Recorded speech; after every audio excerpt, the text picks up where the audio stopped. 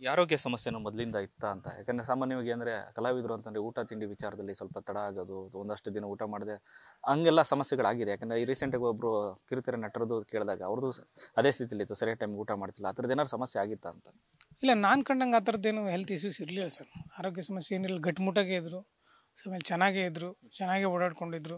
So ಯಾವತ್ತೂ ನಮ್ಮ shooting ಸ್ಪಾಟಲ್ಲಿ ಇರ್ಬೋದು ಅಥವಾ ಬೇರೆ ಕಡೆ ರೂಮಲ್ಲಿ ನೋಡಿದಾಗಲೇ ನಮ್ಮ ಜೊತೆಗೆ ಬಂದಾಗಲೆಲ್ಲ ಸೊ ಸುಸ್ತು ಆ ಥರ ಈ ಥರ ಹುಷಾರಿಲ್ಲ ಅಂತ ಮಲಗಿರೋದು ಎಲ್ಲೂ ನೋಡಿಲ್ಲ ನಾನು. ಯಾವಾಗಲೂ ಆ್ಯಕ್ಟಿವ್ ಇರ್ತಕ್ಕಂಥ ಪರ್ಸನ್ನು, ಯಾವಾಗಲೂ ಆ್ಯಕ್ಟಿವಾಗೇ ಇದ್ದರು. ಸೊ ಆ ಥರ ಮೇಜರ್ ಹೆಲ್ತ್ ಇಶ್ಯೂಸ್ ಏನು ಇರಲಿಲ್ಲ ಅವ್ರಿಗೆ. ಸೊ ಇವಾಗ ಕೇಳಿದಾಗ ಅದೇನೋ ಲೋ ಬಿ ಪಿ ಆಗಿ ಸಡನ್ನಾಗಿ ಪಲ್ಸ್ ರೇಟ್ ಕಡಿಮೆ ಆಗಿ ಕುಸ್ದು ಬಿದ್ದು ಮಲಗ್ತೀನಂತ ಮಲಗಿ ಹಂಗೆ ಹಾರ್ಟ್ ಅಟ್ಯಾಕ್ ಆಗಿರೋದು ಅಂತಾರೆ. ಸೊ ಅದು ಹೆಂಗೆ ಆಯಿತು ನಮಗೂ ಕೂಡ ಗೊತ್ತಾಗ್ತಿಲ್ಲ ಸರ್. ಬಟ್ ಹೆಲ್ತ್ ಇಶ್ಯೂಸ್ ಏನಿಲ್ಲ ಆ ಥರದ್ದು. ಈಗಷ್ಟು ಹೇಳ್ತಾರೆ ತಮ್ಮ ಅಂತ ಅಂದ್ಬಿಟ್ಟು, ಯಾಕಂದರೆ ಅವ್ರ ಮನೆಗೂ ಕೂಡ ನೀವು ಭೇಟಿ ಕೊಟ್ಟಿದ್ದರಿಂದ ಅವ್ರ ಅಮ್ಮ ಮತ್ತು ತಂಗಿ ಎಲ್ಲ ಪರಿಚಯದಿಂದ ಅವರ ಮನೆ ಪರಿಸ್ಥಿತಿ ಹೇಗಿದೆ ಸರ್? ಈಗ ಅವ್ರ ತಂದೆ ಇದ್ರು, ಅವ್ರ ತಂದೆ ಈಗ 2-3 ವರ್ಷದಿಂದ ಅವರು ತೀರ್ಕೊಂಡ್ರು. ಅವ್ರ ತಂದೆ ಮೇಲೆ ಡಿಪೆಂಡ್ ಆಗಿದ್ರು. ಅವ್ರು ಅಬ್ರಾಡ್ ಕಂಟ್ರಿಯಲ್ಲಿ ಕೆಲಸ ಮಾಡ್ತಾಯಿದ್ರು. ಸೊ ಅವ್ರ ತಂದೆನೇ ಫ್ಯಾಮಿಲಿ ನೋಡ್ಕೋತಾಯಿದ್ರು. ಸೊ ಅವರು 2-3 ವರ್ಷದಿಂದ ಹೊರಟೋದ್ರು. ಸೊ ಈಗ ಅವರ ತಂಗಿ ಓದ್ತಾ ಇದ್ದಾರೆ, ಅವ್ರ ಅಮ್ಮ ಇದ್ದಾರೆ. ಸೊ ಇಡೀ ಫ್ಯಾಮಿಲಿ ರಾಕೇಶ್ ಮೇಲೆ ಡಿಪೆಂಡ್ ಆಗಿತ್ತು ಆ್ಯಕ್ಚುಲಿ.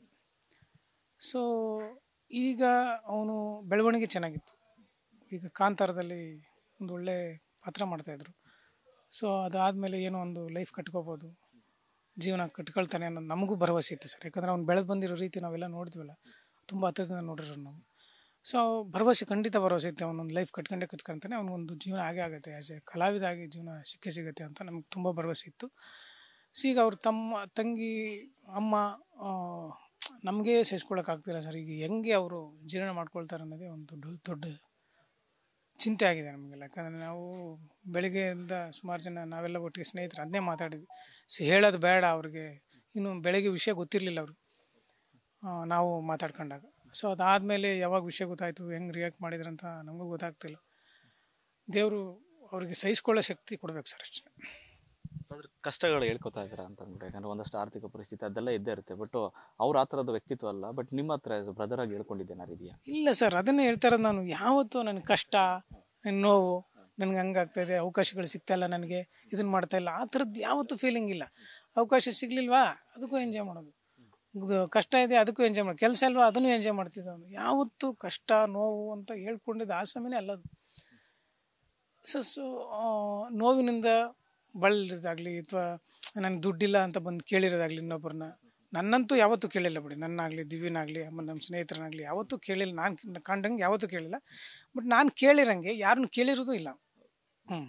ಅದೇನು ಬರೋದು, ಜೀವನ ಮಾಡಿಕೊಂಡು ಜೀವನ ಕಟ್ಕೊಂಡು ಚೆನ್ನಾಗಿ ಜೀವನ ಕಟ್ಕೊಂಡಿದ್ರು ಇದರಲ್ಲಿ. ಮತ್ತು ನಮ್ಮ ಮನೆಗೆ ಬಂದಾಗಲೂ ಕೂಡ ಅಷ್ಟೇ. ಮನೆಯಲ್ಲಿ ನಾವೇನು ಅಡುಗೆ, ನಮ್ಮ ಮನೇಲಿ ಏನಿರ್ತದೆ ಅವನೇ ಹೋಗಿ ಫ್ರಿಜ್ಜಲ್ಲಿ ಹೋಗಿ ಕೈ ಹಾಕಿ ತಗೊಳ್ಳೋದು, ಅದ್ರಲ್ಲಿ ಫ್ರಿಜ್ಜಲ್ಲಿ ಏನಿರುತ್ತೆ ತಿನ್ನೋದು, ಏನಿರುತ್ತೆ ಅದು ತಿನ್ನೋದು. ಆಮೇಲೆ ಅವನೇ ಅಡುಗೆ ಮಾಡ್ಕೊಳ್ಳೋದು, ಅವನೇ ಟೀ ಮಾಡ್ಕೊಳ್ಳೋದು ಮನೆಯಲ್ಲಿ. ಮತ್ತು ಎಲ್ಲಿ ಹಾಸಿಗೆ ಹಾಸ್ತೀವನ ಬೇಡ ಇಲ್ಲೇ ಮಲ್ಕೋತೀನಿ ಅಂತ ಹಾಲಲ್ಲೇ ಮಲ್ಕೊಳ್ಳೋದು. ಸೊ ಹಂಗೆಲ್ಲ ಮಾಡಿ ಇದ್ಕವ್ರು ಸರ್ ಅವರು. ಸೊ ಯಾವತ್ತೂ ಕೂಡ ಲೈಫ್ ಬಗ್ಗೆ ಬೇಸರ ಪಟ್ಟವನಲ್ಲ. ಲೈಫ್ ಹೆಂಗೆ ಬರುತ್ತೋ ಹಂಗೆ ರಿಸೀವ್ ಮಾಡಿಕೊಂಡು ಹೋಗಿರ್ತಕ್ಕಂಥ ವ್ಯಕ್ತಿ. ಸೊ ಅದಕ್ಕೆ ವ್ಯಕ್ತಿತ್ವ ಭಾಳ ಇಷ್ಟ ಆಗೋದು ನಮಗೆ. ಅಂದರೆ ಕಲಿಯೋಂಥ ಗುಣಗಳು ಸುಮಾರಿದ್ದು. ಅಂದರೆ ಹೆಂಗೆ ಬಂದರೂ ಲೈಫನ್ನು ಹಿಂಗೆ ರಿಸೀವ್ ಮಾಡಬೇಕಪ್ಪ, ನಾವು ಹಿಂಗೆ ನಗ್ನಗ್ತಿರ್ಬೇಕಪ್ಪ. ಸೊ ಇವನು ಈ ವಯಸ್ಸಿಗೆ ಎಷ್ಟೆಲ್ಲ ತಿಳ್ಕೊಂಡಿದ್ದಾನಲ್ಲ, ತಿಳ್ಕೊಂಡಿರೋದು ಅನ್ನೋದಕ್ಕಿಂತ ಅವನು ಇದ್ದಿದ್ದೇ ಹಂಗೆ. ಸೊ ಆ ಥರ ಬದುಕಬೇಕು ಅಂತ ನಮಗೂ ಅನ್ಸೋದು. ಸೊ ಹಂಗೆ ಬದುಕಿರೋ ವ್ಯಕ್ತಿ ಸರ್ ಅದು ವ್ಯಕ್ತಿತ್ವ. ನ್ಯೂಸ್ ಫಸ್ಟ್, ನಿರ್ಭೀತಿಯಿಂದ ನಿಮ್ಮ ಪರವಾಗಿ.